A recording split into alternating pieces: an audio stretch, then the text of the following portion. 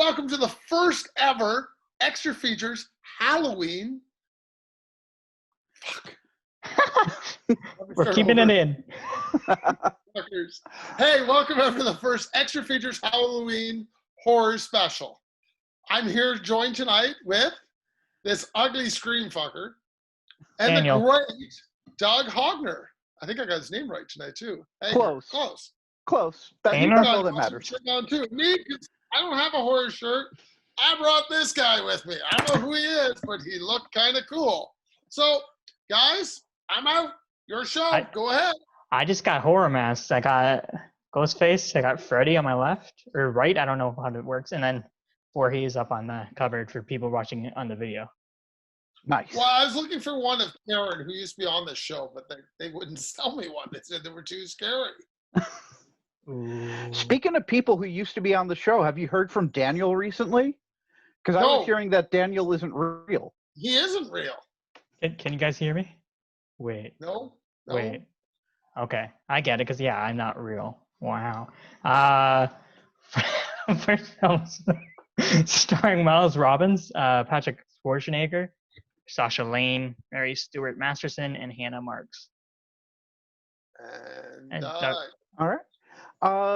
Basically, I picked this movie because I really wanted to see Arnold Schwarzenegger's son act. I wanted to see if he's as good an actor as his father. And then I found out that the other lead is actually the son of Tim Robbins and Susan Sarandon. So it's got like a whole Hollywood royalty going for it right here. Look at you, deep dive research. I do.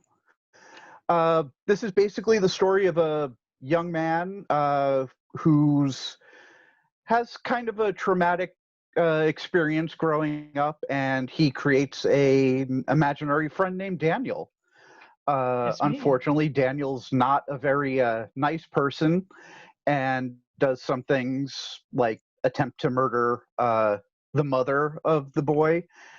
And everybody keeps insisting Daniel isn't real. He's just an imaginary friend. Eventually, he locks him away and grows up to be a fairly normal college student, but then gets called back home when his mother has a psychotic episode, and Daniel reemerges. That's the basic gist of the story. I gotta say, I liked maybe 3/3 of this. I thought was excellent. 3/4, not 3/3. That's a full. I really liked the beginning of it when it's all about the psychological aspects of it. Is Daniel real? Is Daniel made up? When Daniel first takes over the body, there's a whole kind of Cronenberg body horror switching thing going on that I thought was really cool. And then at the end, unfortunately, we find out that Daniel is in fact real and is a demon, and that's where the movie kind of lost me. I preferred it when it was all psychological. I don't know how you guys felt. Well, I'll go next. I have to disagree with you. I love this film. I love the whole concept. I always thought Daniel was a demon or something. I never thought that he was a figment of his imagination. I thought there had to be some underlying detail I was missing. And I think that was definitely amplified when you saw the shot of him playing swords and how people see it and how he sees it. So he really thinks he is playing with Daniel, but he is. But the people don't think he's real. And that's what I liked about the film. And I think it builds on that from the beginning. Builds on it, builds on it, builds on it. Now, with him going to college, I just assumed the demon went to do something else. He got locked in the dollhouse. Is that what happened to him? Yeah. Yes. Okay, so he was busy doing something else. And then he comes back in, boom, he's out again. Let's pick up this film. I agree with Doug. I think the last third probably could do some work, but I thought it was great intensity. I really, really like the intensity, and I love the ending. And I was shocked how good Patrick Schwarzenegger was, and the other guy whose name I can't remember. Miles Robbins. Excellent. Oh my God, the way this film builds on things is great. I thought this was just gonna be a crappy demon possession film, and it was headed that way, like in my mind. But I started liking it. I'm like, I like the dialogue, I like the storyline, I liked it, kept it basic. It didn't try to explain anything to me, other than here's a demon, and then when the main character, artist, Luke figures it out, I figured it out at the same time. I'm like, I get it. Let's go. Well, how is Luke going to beat him? And the ending just blew me away. I'm like, I love the ending. This is a strong recommend for me. I think people should see this film and enjoy it. Yeah, I have to agree with both points, I guess. I liked it better when it was psychological, but I also did enjoy it when it was a demon. But yeah, like the third act kind of lost its footing a bit for me. Just with the sword fighting was fitting, but it was kind of like, okay, that's fitting. And then I didn't like him falling off the roof, and then Daniel taking the swan dive as the pointy head demon. That was kind of strange. But no, I liked most of this. I liked the performances. Patrick Schwarzenegger was good. Sasha Lane was great too, and That's a girlfriend? Yeah, from American Honey. I've never seen American Honey. Me neither. It's too long. 3 hours. I'll get to it one day. Yeah. No, but and yeah, I liked her aspect. I liked just like, oh, am I schizophrenic? And the body horror, like when Daniel unhinges his freaking jaw in that moment, and he crawls in, and then he just uses his body to kill the therapist. That was amazing. That was creepy as hell. I think my favorite part though was Miles Robbins like playing Daniel but playing Luke. Like when he, you know, if you've seen the movie, you know what I mean. Yeah. Yeah, on, like still you got to give me a turn. I thought that was kind of creepy. I liked it. Yeah, and then when he's like saying like, I want my body back as he has sex with that one girl, that was all great. Is it just me, or does Miles Robbins kind of look like a spouse brother, or am I just alone on that one? I've had way too much Riverdale time, I think. Sure. Yeah. Maybe Zach and Cody's gotten to you. Maybe you're doing a marathon rewatch this week. No, I don't know. Just there's the lankiness of him, and he kind of has similar features. No, I really think you're doing a Zach and Cody rewatch, and you're just not willing to admit to it now. One day. I love Zach and Cody. I haven't rewatched it lately, though. No, we'll see. I think you're into that girl. I can't remember that hangs out in the show. Ashley Tisdale? No, the other one. Brenda Song? That's it. I'm more of an Ashley Tisdale kind of guy. Yeah, well, she's not dating you, so you got to go with Brenda Song. She's got nothing. No. Do you think she's? And I will say.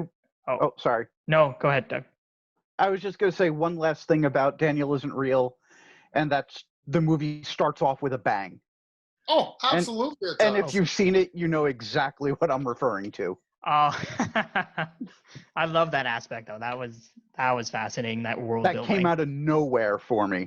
I was not expecting that. Yeah, no, that's a great point. Do you think he's afraid of tigers? Well, I've heard tigers aren't afraid. Ooh, directed by Issa Lopez, I think from Mexico, and starring Paola Laura and Juan Ramon. God dang it, Ramon Lopez. All right, this is a movie. I heard a lot about this movie because it did a whole lot of festivals, and I know it has a lot of big name fans. I know Neil Gaiman, the author, is a big fan of the movie, and Guillermo del Toro is such a big fan of the movie. He's actually producing Issa Lopez's next film, so they're going to work together because of this. And I can honestly see why they were such big fans of this movie. I got a really big Guillermo del Toro feel from this movie, with the fantasy aspects in relation to real world occurrences. Felt a lot like The Devil's Backbone to me, which Guillermo del Toro's movie that took place in a school. This story is basically drug gangs are wreaking havoc in the inner city in, I believe it's Mexico City, and a a girl's mother gets taken by the gang, and it's basically how she survives on her own with another group of lost children and what happens to them. And I love this film. I don't know what you guys thought about it, but this movie gets a high recommendation for me. It does have some chills, but it's also very heartfelt.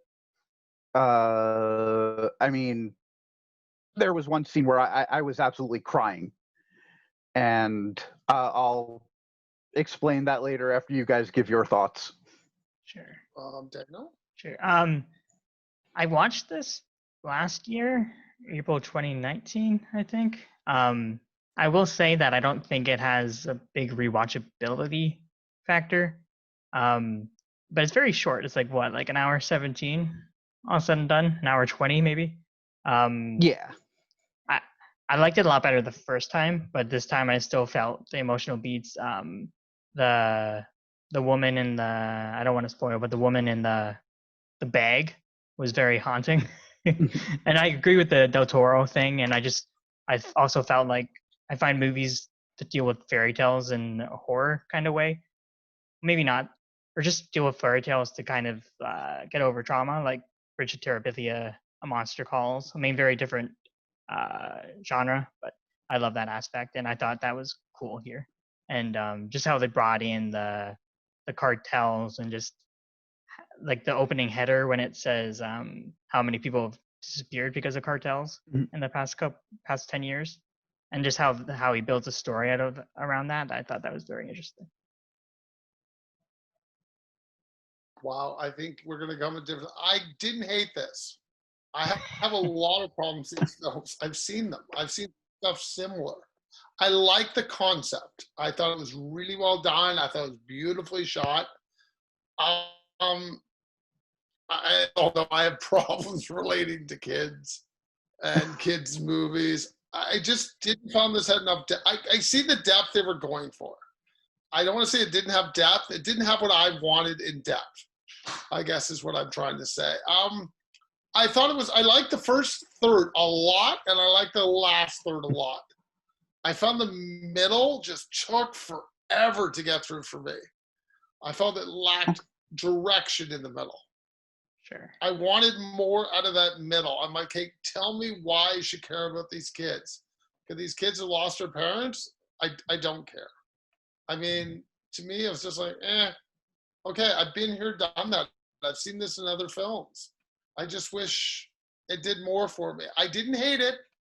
I'm not giving it a strong recommend. I think it's okay and watchable. I can agree with the kids a bit. I thought the main two were very good. I liked the main two a lot. Yes. I liked Morrow just as like a very big, like, oh, innocence lost. But the other two kids are entirely expendable. They have some funny banter, but I didn't know their names, you know? Like I was just like, okay, there's only 5 kids, so it's because 5 is a good number, 3 is too little. Oh, sorry. My question is, that mansion that they play soccer in, or they sort of just start living in, I want to know if that really does happen in Mexico all the time. These houses are just empty. I thought that was kind of weird. Because it looked like it was empty for a long time. Probably, I would guess. I mean, it seemed like a lot of this did have some basis in reality, so I would assume that stuff like that is like the ending taking place. I think it was a school or maybe a hospital. I thought he said a big. Sorry, I thought he said it was like a spa. Yeah, I think it Okay, was maybe. a spa. Okay. Or across from a spa. I don't know. But I do feel bad for the kids. I mean, I do see this being a problem. And I think it's a growing problem in Mexico because they don't really have the infrastructure to feed them or to house them because nobody really cares. I thought that was because they were in purgatory, or because I think I mean, they go to the cops, but like if it has a Jimmy Neutron vibe, where most of the adults, except for the ones that are antagonists to them, have gone, and then even the cops don't want to deal with that video that they show them. So, Oh, cops are going, they're getting paid off. That's why they want nothing to do with it. oh yeah, I know. I thought him saying like, "Oh, screw that shit." I thought he was just like, "No, I'm not getting in on that. This guy's scary." Well, it could be a bit of both, but I think Yeah. there's a lot of corruption. I think they've kind of explained that. Sure. Oh yeah, the one cop actually says, "Did you see who was on that video?" And the other cop is like, "Oh yeah, we're not getting involved in this." Okay. I thought it was fear and corruption. Bit both, maybe. Yeah. Okay. And the part that I cried at was Morrow. That what happens to him? When it happened, I was shocked. I was like, no, Yeah. they wouldn't do that, but they did. I think they would do that. I think that totally, I had no issues with them doing what they did. It made sense to me. The Oh, first it made sense, but it was just heartbreaking. first time I saw it, I cried. The second time, it didn't get me. But it's kind of like, have you guys seen Hardball Hardball? with Keanu Reeves? No, why? I won't spoil. Never mind.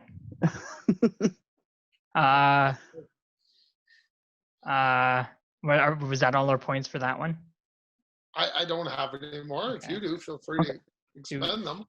I think we need to investigate some more Mexican film. I mean, I do find this enjoyable, but I don't see a lot of Mexican film or films coming out of Mexico. Maybe I should rephrase that. So maybe it's a genre we should explore later. I don't know, and other things we do. Sure. But if this is like, I think it's like when we see films, we see the creme de la creme. So we're seeing this is there. And with Del Toro and Gaiman behind it, that's where you're seeing it, right? Because they like it. If they hadn't seen it, we may never have heard of this film. And I saw Stephen King gave a little blurb in the trailer as well. Oh, there you go. Okay. See, so they're all on board. Now, shall we jump to Canada with Blood Quantum? Oh Sure. yeah. Oh Hey. yeah, oh yeah. Starring Michael Grey Eyes, and that feels racist. Starring Michael Grey Eyes and Forrest Goodluck. Well, this was premiering at TIFF, I think, at a Midnight Madness. Yeah, it was at Midnight Madness in Because 20. I met Michael Grey Eyes at the premiere. Oh, This okay. movie, Oh, wow. I was there. I saw the whole cast of this film walk in front of me, and all I got was Michael Grey Eyes. Okay. And there's some guy from Twilight in here. I remember that bunch of people having Twilight stuff for some guy in it. But he could not have been nicer. I got to tell you, Michael Grey Eyes is one of the nicest people I've ever met. Nice. Nice. So I knew him from the Walking Dead show that he was on. He was on one season of Fear the Walking Dead. that's why so. I got him. That's why I went to meet him, is for Fear of the Walking Dead. I only had one photo for him, nobody else in the cast. Oh, wow. Okay. So, because being a Fear of the Walking Dead. So, I think this is a third of a good movie. The first half an hour of this film was fantastic. Exactly what I want in a zombie film. They had lots of violence. They had people getting ripped up. They had shooting. They had barricades. They had cop cars. And they had constant death. And then they jumped 3 months later, I think. 6 months. Okay, that was a mistake. Got bored right there. Then they go into, let's have a yak fest for 20 minutes, half an hour, don't care. Rewrite, and then the guy with a samurai sword shows up, back in again. The last 20 minutes is pretty solid. But getting to the last 20 minutes pissed me off because I was so bored for 30 minutes of this yak fest that I had no interest in, and you ruined what you had in the first third. Keep going with the intensity. Let's go. Let's kill some more zombies. Let's hack some of these people up. Let's go. It seems like it went full adrenaline level and then, gotta stop. We gotta put some dialogue in here, which was really not needed. I knew everything going on that first 30 minutes. And then the last 20 is great. But again, I'm just like, you guys ruined your movie. Right here. Fix this problem in the middle. It's like some writer goes, crap. My characters aren't talking enough. We need to talk to some people. No, you didn't. Find a new problem. Kill some more people. Drop some of these clowns. But I did find the escape scene in that one building when they ram the car in and they go down the stairwell into the basement to get them out. That was really well done. Like, parts of this film are excellent. But the parts I don't like put me to sleep. Yeah. So, medium recommend. Mild recommend. Doug, did you want to go first? You can go. It's fine. Okay. Yeah, I was kind of surprised that they went 6 months later, and then I was like, oh, okay, now we're getting a kind of Walking Dead vibe with the visuals, and Well, I Michael think. Gray eyes knew what he was doing. He goes, look, I'm back on the set of Fear. Ooh, okay, sounds good. Yeah. Yeah. With kind of like with The Walking Dead, there's that aspect of the show that the humans are the real villains, and then the zombies are secondary. And I thought that this one tried to do the same with that character Lysol. I did not buy that at all. That he would let spoilers. He would let the zombies all. Sorry about that. The zombies all over their commune. I know it's for the point of the colonialism commentary, and that's why I think this is a cool film. Just with that whole commentary and how diverse zombies genre can be, because you could comment on that, and then something like The Dead Don't Die can comment on whatever shit that Sharmush commented on, but I have to agree, it kind of dragged at times. It's half a good movie. The gore is great, like the entrails with him hanging off the thing and scaring Gray Eyes. That I thought that Good. looked really cool.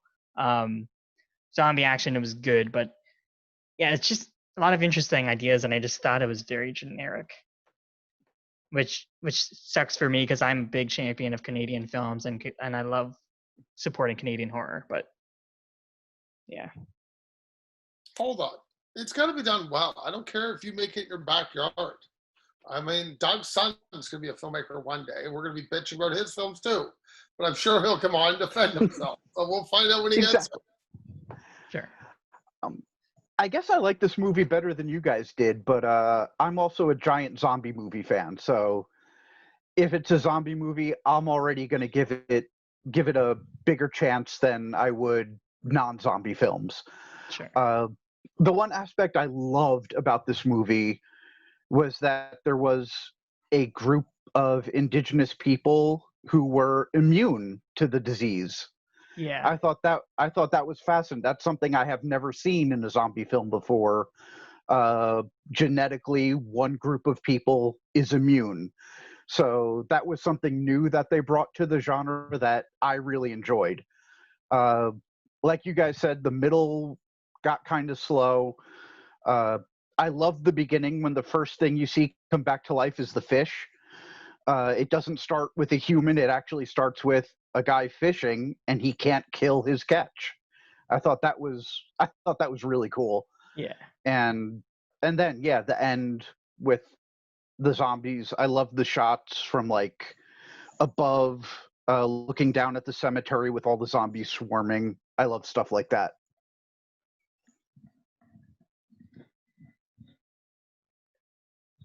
And your point is? I didn't scare you guys well enough.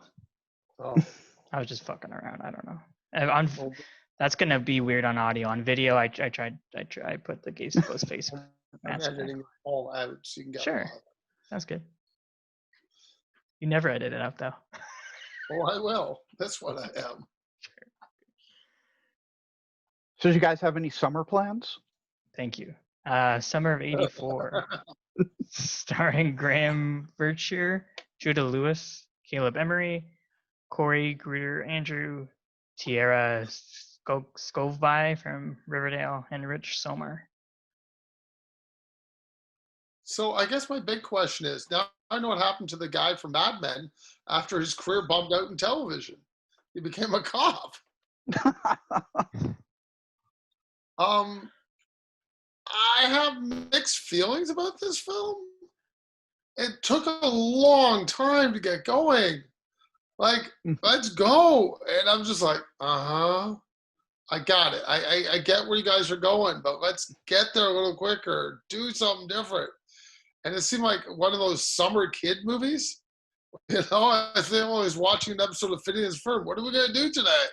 I don't know. Well, think of something. And I really felt that was in this film. Every day they got to go spy on the guy. They're going to do this, they do that. And they never convinced me that he wasn't what they said he was.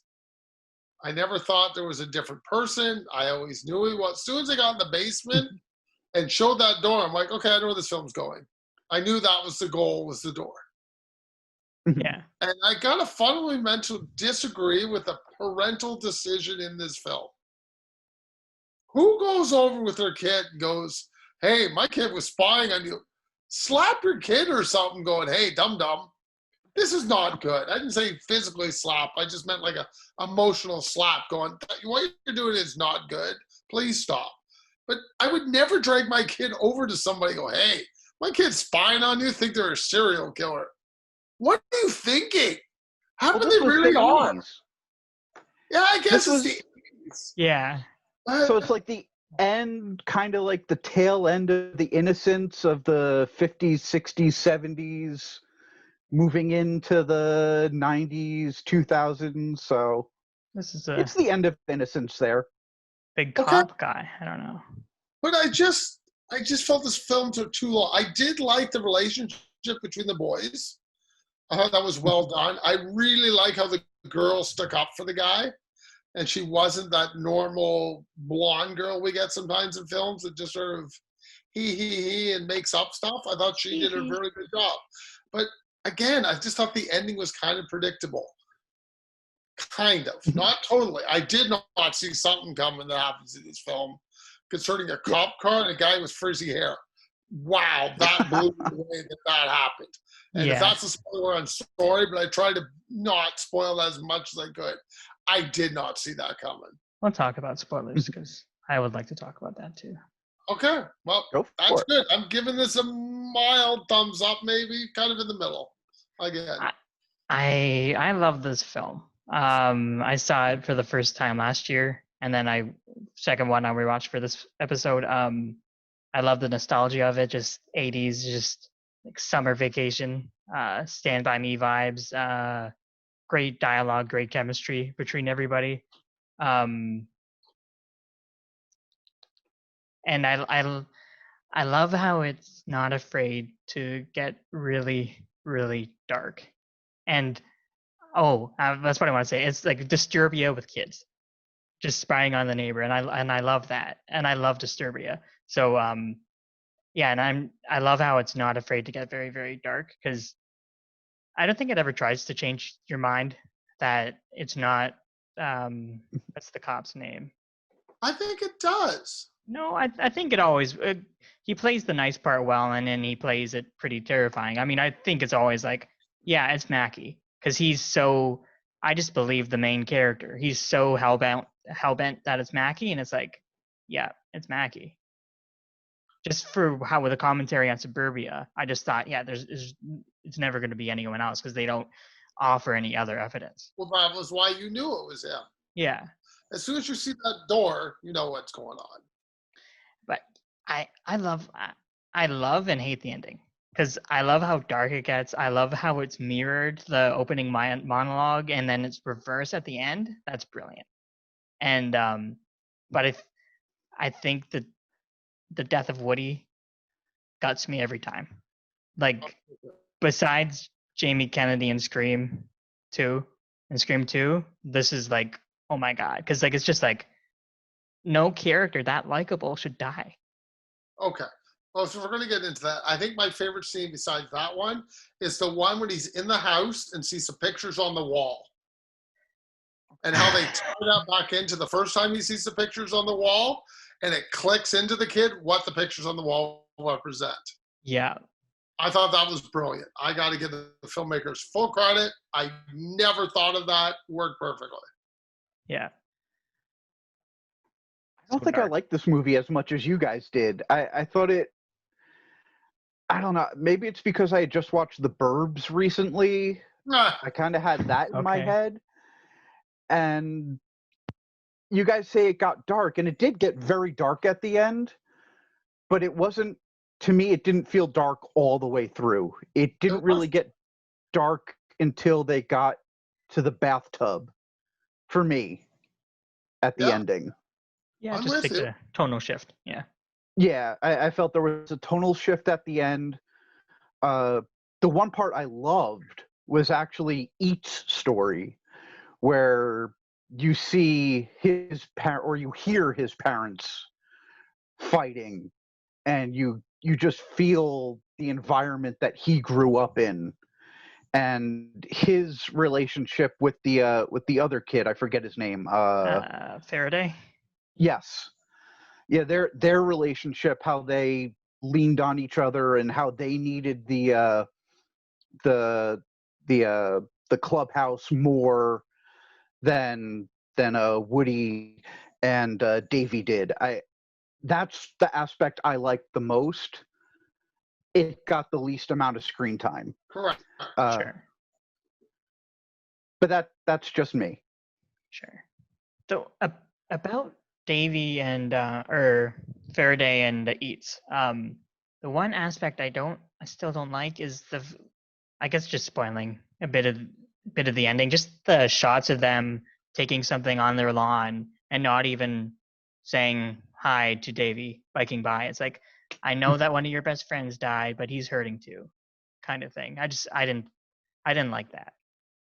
Yeah, but Davy's always got something to do. Like, his parents are right on him. That kid's got no freedom.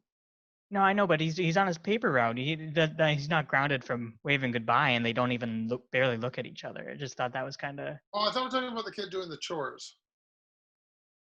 No, sorry. I was when he's doing the monologue at voiceover narration at the end, and he's biking by, and he doesn't even doesn't wave at them.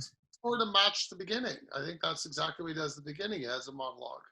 So he doesn't wave to anybody at the beginning either. He just does his thing. No, it's very, very happy at the beginning, and it's very, very somber at the end. Well, his buddy died. No, I know. I'm just I just don't like that aspect that they're not like waving at each other, I guess. I disagree. Or just they're not friends anymore. And Woody was his best buddy. Sure. It can take him years though. He may never heal from that. No, they should heal together is what I'm saying. And they're not even talking to each other. He doesn't want to heal together. He wants Woody. Period. Sure. I don't know. I didn't buy that aspect. Okay, well, I did. Okay. Fine. But like they're putting the blame on Davy for spying on the neighbor being his idea, but they should also maybe that's why they're not talking to each other, because they should also have some of the blame for abandoning their post, being like, it's the dirt. Let's go home. Kids though, right? I mean, yeah, they're kids. So they're like, oh, well, they thought the shirt worked and the shovels, oh, we got them booked. And then they're like, okay, we'll give you one more try. And I don't mean to rude, what, they're 10, 11, 13 maybe? 14, maybe. 14. And, I mean, you have these big dreams of catching this guy. They're like, oh, the shovels were just for that? He didn't do it. Okay, well, we had fun this summer, guys. Yeah, but, like, it's the same outcome with Woody, even if they don't abandon their post. Because he's going to realize either way that they were broke into the house and still... And that attic scene going down, that was like, that was great. I just thought it was weird they didn't have any kind of weapons on them. Like, I would argue that they need weapons of some kind. Sure. Like, I figure they think he's the bad guy, they should be carrying something. Yeah, like a knife. Maybe a knife, a board, a bat. I'm not saying, I know they're kids, they probably don't have access to weapons. I mean, I don't know if you've heard this takes place in the U.S., so maybe it was in the 80s. I don't know if America is full of guns in the 80s. I don't know. I don't live there. I mean, I know a few Canadians, but our Canadian stuff, everything's put away. You have to have two separate cabinets. And also, I don't really know enough about that, but I'm saying I think if my kids thought maybe they wouldn't go near the house, my kids, but let's say they were going to do the investigation. And I mean, I caught them spying. I'd be like, hey guys, I understand. I don't believe you. But if you believe this, you probably should carry a weapon. Especially if the guy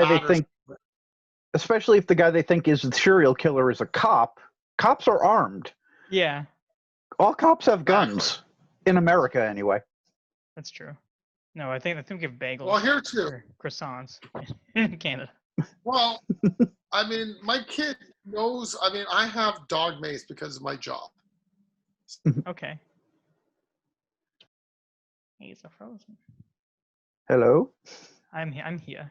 He's not. Okay, so Daniel is real. Simon's not. No. I'll go out. I think just you. Okay. So the argument is like I have dog base, pepper spray. I mean, they should have had be able to get something. I mean, Woody went down like a bag of bricks. Done. And as soon as he went for the car, I'm like, he's dead. As soon as I saw him going for it, I'm like, they're going there. He's gonna drop.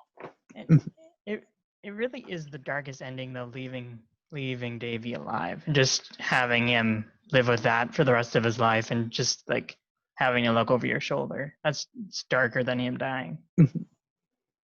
Yeah, I love when he said, I'm gonna find you. Such a good monologue. It was great. I liked it. Okay. I could talk about this one for hours, so I will Doug doesn't want to, we know that. I will start wailing. I'm just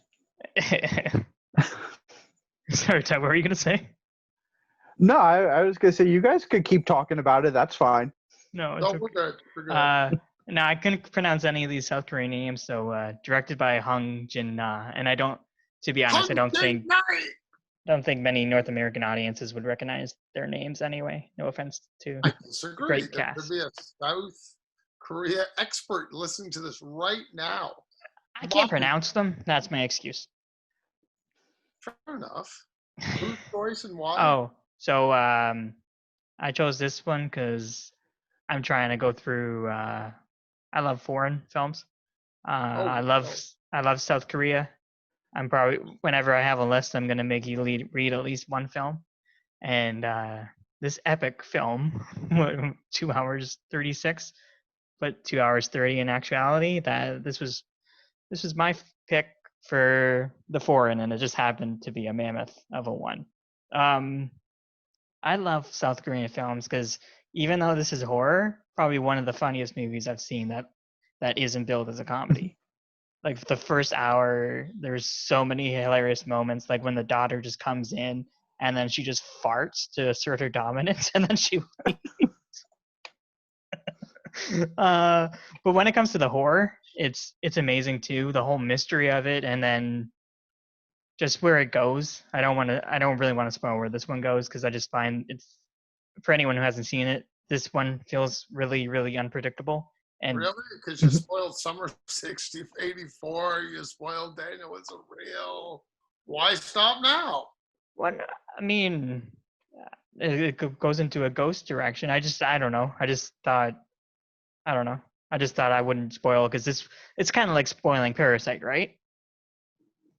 No, I think you could work around it. You don't have to mention the ending. I can do it. Well, no, I was just saying. Now you made me spoil it. Okay, you're just fucking with me. All right, but no, that's basically what I had to say. You interrupt my train of thought, sir, and then I don't know what I'm doing. Someone else go. I love this movie. I love this film. I thought it was fantastic. Like Daniel said, it was so funny in the beginning. I had to look up the lead actor because I thought for sure he started in comedies. It actually turns out he started off in musicals. So, Oh, really? So he does have like a musical background, which makes complete sense because he was very physical in his cowardliness, and it worked for me on so many levels. It was a brilliant movie. I actually really want to see a sequel to it, but set in a different location. I don't want to get spoilery either, but I'd like to see it set in like India or Mexico, some other country that has really ancient religions, ancient ceremonies, and see how that can be worked into the same type of story. That's interesting. Okay. Glad you added that because I was going to say I wanted to see it take place in your backyard after quarantine was over. Because I mean, your whole family coming outside going, "The light, the light." That's what I was going to say. I think you two both love this film more than me. Again, I thought it was okay. This is too long. way too long to get this story going. I thought it was great, but I'm like, where's this film going? I thought it was becoming a zombie film. I will state that at the beginning, like, oh, more zombies. Okay, I'm in. And they didn't go that way at all. It did for like 10 minutes. And yeah, Like I was like, pandemic, okay, more zombie. zombies, I'm good. Like, what are we doing? That's why I love it. And I thought Doug had picked this, and you picked Tigers. If you had to ask me to choose, I would have been my guess. Because this is more of a Doug film, and the Tigers is more of a Daniel film. Why though? Just Because curious. you love movies with kids. Do I? Summer of '84, I presume was yours too, because I had kids. No, it's all Doug. Because his 4 are Shudder, right, Doug? Yes. Okay, well, it doesn't matter. So I'm watching this. I like to see when the kid talks to the window while they're having sex. And she goes, "This is not the first time." I thought that was funny. I like when the scene when the girl comes into the police station and hands him dinner. Yeah. I thought that was cute. I think the kid is really good. I just think the runtime kills me on this. It's just too long for me. I agree that it's a bit long, but I felt like in retrospect, every scene is necessary. See, I would argue we could take out some scenes, but we'd have to sit down. I mean, I liked it a lot. So I liked it a lot more than Burning. Cut would be 2.5 hours. The Simon cut, 1:45. Out. Done. Sure. See, and then if you ask me about Burning, I could cut that to 80 minutes. That could be an 80-minute film, no problem. There's a lot 80 of minute. The Burning could be a short film. Just show the ending. Yeah. That's all you need. So this one, I mean, when they go, I like my favorite part of this is really the ending when they explain it to you. And things start happening, and I'm like, oh, now this is making sense. I had a lot of problems figuring out what was going on. Sure. And I really felt everybody that were going for help wasn't helping them. I'm like, okay, well, this actually seems real. If I go to my pastor and they go, hey, I think somebody's possessed. No, they're not. Oh, okay, so I'm crazy, right? Is that what you're trying to tell me? I thought that was kind of funny. Because that kind of stuff I find amusing. I really think films now from different countries, especially South Korea, who I think makes some fantastic films. I mean, in horror. I mean, I love Train to Busan, Train to the Peninsula, which I haven't finished yet, but I will. But I mean, Parasite, I think we're seeing a really good genre of new filmmakers come out. Mm-hmm. And I think this was totally fit my thing. I think this is a solid film. And, and I think these guys get it. And they're trying different things. They're trying different plots. They're showing me different stories, different conflicts. And they're taking chances, which I like about these films. Whether I like them or not, it's okay with me. I like the chances they take. And I think they should keep going. I think this is an untapped market that just because of their subtitles, American markets won't watch them. And what was that Boon Jung-ho quote? Just because 2 inches at the bottom of your screen, you're just missing so many films. I agree with him, though. Yeah. No, for sure. Yeah. I mean, I wouldn't have seen half these films we did in horror. I probably wouldn't have seen any of them. But my thing is, we as society, especially me personally, I complain immensely about recycled plots. In every rom-com I see the same. I'm done. I have not seen a good rom-com in years. Probably 500 Days of Summer is the last one I thought did something different. But these films from South Korea try the same genres and mix them up. Add some comedy. Add priests that don't help you. Add weird ghosts with twists. If I was watching a zombie film and not being a possession film, I'm okay with that because I didn't see it coming. It was new to me. It took a little too long to get there, but you know what I mean? I thought the roadway scene when they're driving down the road and the guy's falling out of the back, I'm like, oh, I give up. I'm done. I was having some issues around that. That's what wasn't that that was the Japanese guy. He got pushed from the top. Yes. Yeah. I didn't care anymore.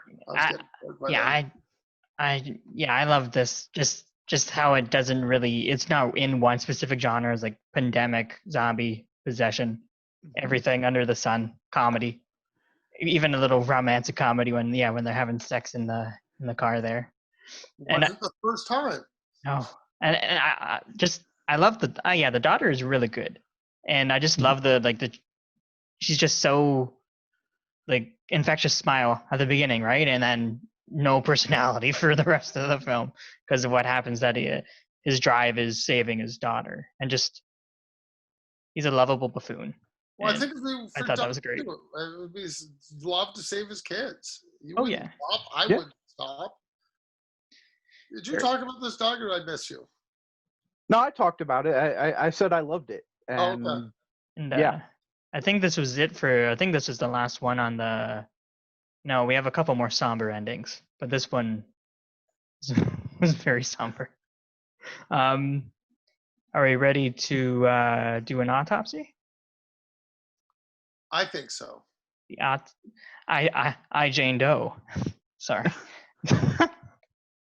So yeah, the autopsy of Jane Doe. Brian Cox, starring Brian Cox, Emil Hirsch, Ophelia Lovibond, Michael McElhatton from Game of Thrones, I think, and Owen Catherine Kelly as Jane Doe. Someone else start. Wait a second. There's an actual person as Jane Doe? Yeah, the Yeah, girl the with body. the titties and I thought it was a body. fake body. No, she's real. No, that's an great actress. makeup. Yeah, I- she's just lying down the whole film. I really thought that was a fake body the whole time. No, they hired an actress to do that. Yeah. Oh, that was a great makeup job. Had me full because I kept thinking to myself, going, sure, because full credits to the makeup. Yeah. This film is so slow at times. Like completely one location. Let's slow it down. And when I think it can't get any slower, it gets slower. And until things start happening in the film, and I mean, I pretty much knew what was going on about halfway through. I kind of figured it out when he started reading the book and talking about things started clicking into me. I'm like, okay. This film was, I liked it, but it was just a little slow for me. I love the ending though. The ending was probably my favorite part of the film. The actual last 15 minutes I loved. But again, I just felt it didn't do enough for the premise it had. I think it could have done a lot more. But I think that was more of a budgetary constraints as opposed to script issues. I think it was they just didn't have the money to do more. Because I know this was shot on a very low budget. I mean, Brian Cox is their name. They got the other two people that aren't really anybody. Emil Hirsch is somebody. Pardon? Emil Hirsch is definitely somebody. Is that Emil Hirsch, his son? Yeah. Okay, Emil Hirsch is somebody. But I mean, unless you're a movie fan, you probably don't know who Emil Hirsch is. So they spent the money on the actress, which is probably the best thing to do if you're doing a one location then. And like I said, it's just too slow to get going for me. So that was really my major issue. I love the end. I thought the end was fantastic. And I think they set this up for a sequel perfectly. I don't know if See, Robert came on though.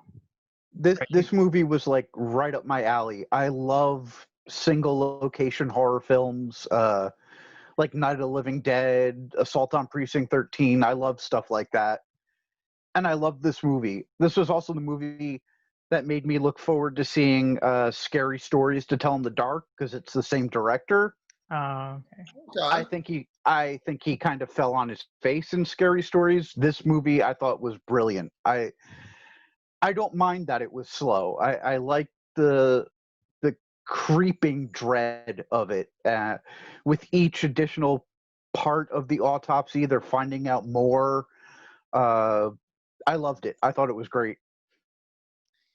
Yeah, I picked this one because I was supposed to see it at TIFF 2016. When I was gonna go up for the day for TIFF, I missed my bus. And No, there's a story here. You want me to tell the story? The story's decent.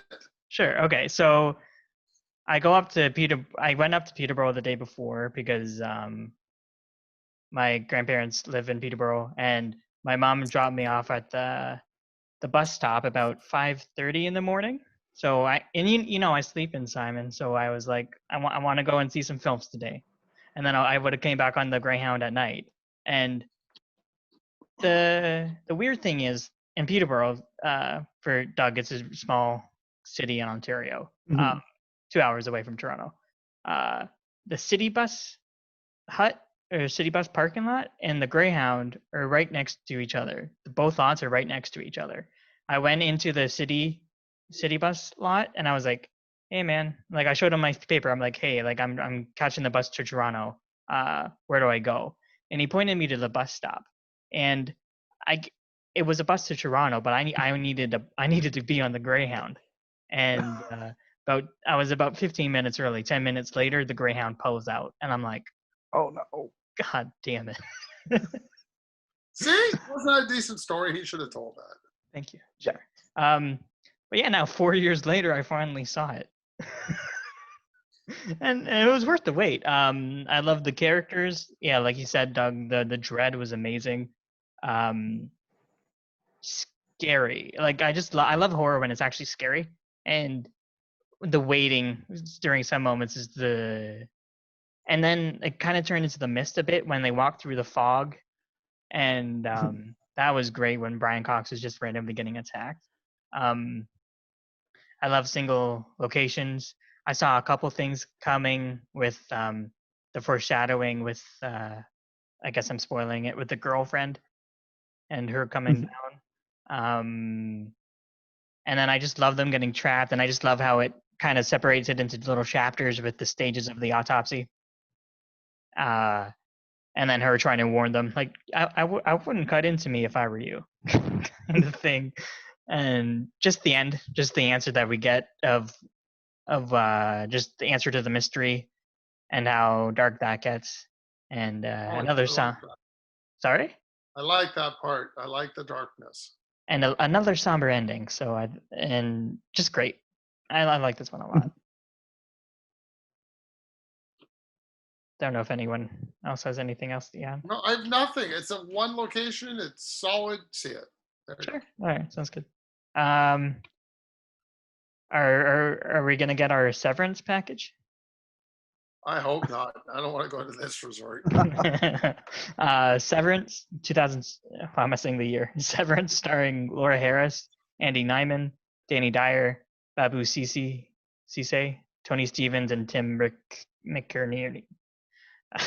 I'll start on this one. I picked this one because I love Most Dangerous Game kind of plots, and this one's about a group of salesmen for a weapons company going on a weekend team building exercise, and then they go in the middle of the woods. Their bus driver has a language barrier, and he's like, "No, I'm not going down that road," and he abandons them. And then they have to find a lodge, and they go to the wrong one, and then they start getting hunted. I love these kinds of movies. I like this one, but I don't think it left a big impression on me. I enjoyed it, but I don't think I'd ever go back to it. The awesome parts is some beheading. It's funny, especially when the one dumbass is jumping on the diving board. And then just in the next scene he comes out all wet and leaves all over him. I thought that was great. Kills are good. It just drags a bit, even though it's a short movie. And not, I don't know. It was fine. I don't think I'd watch it again though. Wow, this is probably the one I hated the most. Sure. Of all the ones. I didn't find these people interesting. I'm like, oh, they're all gonna die. I don't care. I thought the people hunting them were the most boring people I've ever seen. I'm like, great. So they don't speak English. It's not Jason, not Freddy, not even the guy from I Know What You Did Last Summer with the fisherman's hat on. I don't care. They tried. I will give them full credit. For the last 20 minutes of the film, they tried to get me into it. But like, I have the flamethrower. I'm like, oh, this might be interesting. No. Wasn't interesting. I never liked anybody. I mean, the kills were okay, but I'm just like, I don't care. I did like the scene after the girl takes the guy out with the shotgun in the house. Oh, when he falls through the floor? And then he comes out with a gigantic doobie, and he's about to light it. He's like, oh, crap. You know, he sees more guys coming. Oh yeah. I thought I was gonna go. I just felt this film took too long to get going. And I really thought at one point they were at the right lodge because the guy that's running the place picks up that book on the table and goes, look, here, we're at the right place. Sure. So I was trying to figure out, well, maybe there's a twist here or something, but no, the guy's just an idiot. And I thought the pie scene was kind of okay. And I like how they got to the other lodge. I thought that the actual lodge they were supposed to be at, I thought was kind of funny when the guys got the escort service going. Yeah, and it leads into the beginning. And they walk in on them. Yeah. Yeah, I thought that was kind of amusing. And then I just thought I got a little, they got this random TNA scene. And the girls took off all their clothes to get out of the hole. I'm like, oh, okay. And I just find it wrapped up really easily at the end with, I'm still like, there's no real explanation for this, is there? Just sort of happened. We just did this and we move on. Man. I think this is the only happy ending on this podcast, even though mostly everyone dies. Well, it's a horror special. What do we want? The No, rom-com true. special? We all join together and be Oh. happy? Oh, kill me. Doug would not be on that one if it was rom-com special. Yeah, this movie was like a tale of two viewings for me. I watched it when it first came out, and I just remember being disappointed that it wasn't like a Jason or somebody going after these guys. And now that I knew it going into this rewatch, I just didn't care that much. It just really didn't do anything for me. This isn't one that I would recommend. I like Andy Nyman. I think he's pretty great. He did a movie recently, Ghost Stories, based on a play that he wrote. I would recommend seeing that. This one I would not recommend. And Andy Nyman's, that's the guy that bounced on the diving board, right? I think so, yes. Okay. The one that makes the pie. Yes. Okay. Okay. Cool. Okay. Yeah, I mean, when I say I thought it was fine, it was soft recommend for people who like these kinds of things. Hey, just so everybody knows, I didn't pen any of these movies. They all got okay scores. What did you give? What did you give Severance on Twitter? I haven't given them any because I'm not allowed to do them before we do the show. So you'll find out on Twitter. Okay, sounds good. Trick or Treat. That's my weak transition. Trick or Treat, directed by Michael Dougherty, starring Dylan Baker, Brett Kelly, Anna Paquin, Brian Cox, and Leslie Bibb, and a bunch of other people because it's an anthology. So I guess did this get a theatrical release? Because it looks like it had enough money behind it to be a theatrical film. So I think limited.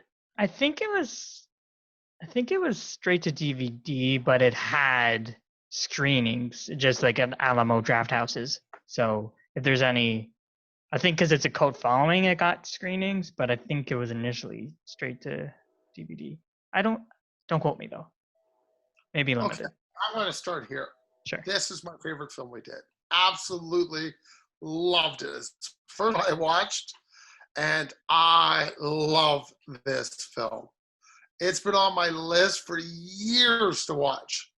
Every year I said I'm going to get to it. I never do. Oh my God, I'm so pissed. I've never seen this film before. Fantastic stories. Fantastic ending. Fantastic the way they tie all the plots together. I love everything about this film. Great. I love my scene as the neighbor talking to the guy digging the hole for the body with the kid. Oh, yeah, Dylan Baker. And I love the Dylan Baker scene with the kid in the front steps. Taking all the candy, aren't you? No. What's not good. This is?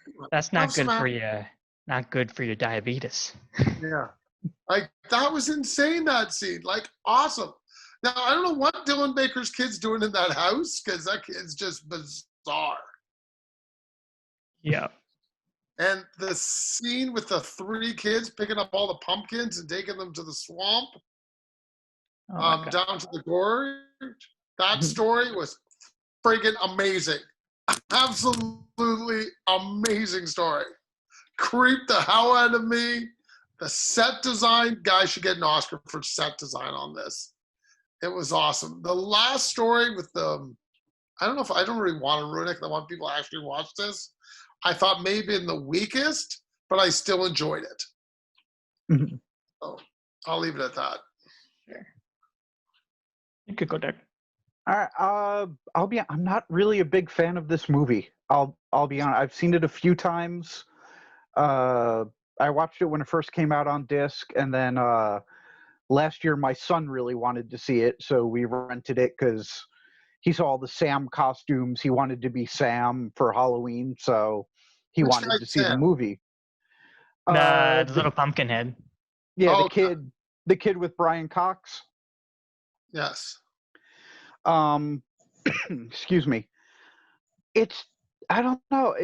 It just doesn't really do anything for me. I think the weakest story was probably the Anna Paquin story. Yep. That I one agree.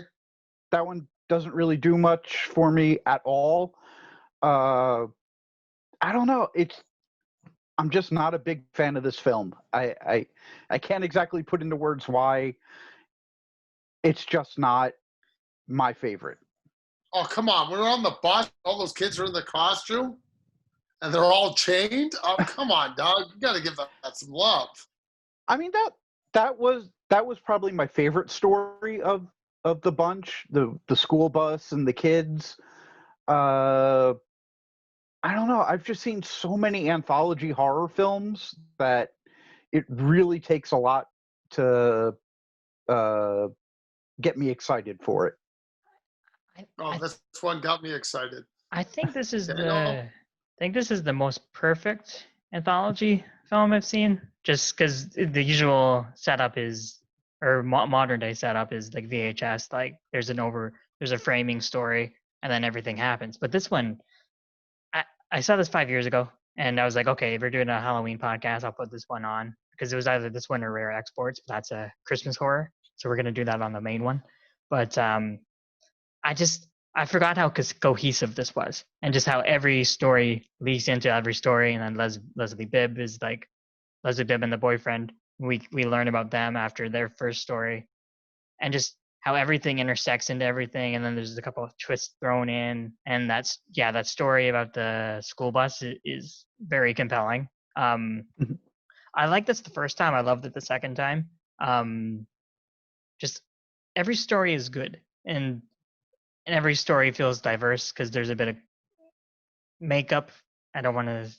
Well, I mean, I think mostly everyone's seen this one, but a creature feature in one of the shorts. And then the vomiting with the kid from Bad Santa, So Brett good. Kelly. Gross, but it's great. And it's like, oh yeah, just Dylan Baker. Like, yeah, I love his character. Like, I want a solo movie with him. I agree. And I'm pretty sure there's going to be a sequel in 2022. Finally, after Yes. it's announced. I don't know how much progress they have made on it. I don't think they've like started filming it. I'll be looking for it. Yeah, but no, I love this. It's very cohesive, and I just was very impressed with like I just forgot how everything flowed so well into the other stories, and the only one that can't flow well into them because it has to go back in time is Brian Cox, and I just love that foreshadowing. Like he's just trying to get Dylan Baker's attention, and then he just gets tackled. That's awesome. And I just love the idea of like Sam named for Sam Hain with the history of Halloween and just how um, that girl comes into play in that story too. That was I like this one a lot. Okay, guys. Thank you for making me watch 8 horror movies that I've never seen. You guys did it. Maybe I'll watch more in the future. I highly doubt it, but you never know. So we're out of here. So if they make it, We'll watch it. We got scared about it.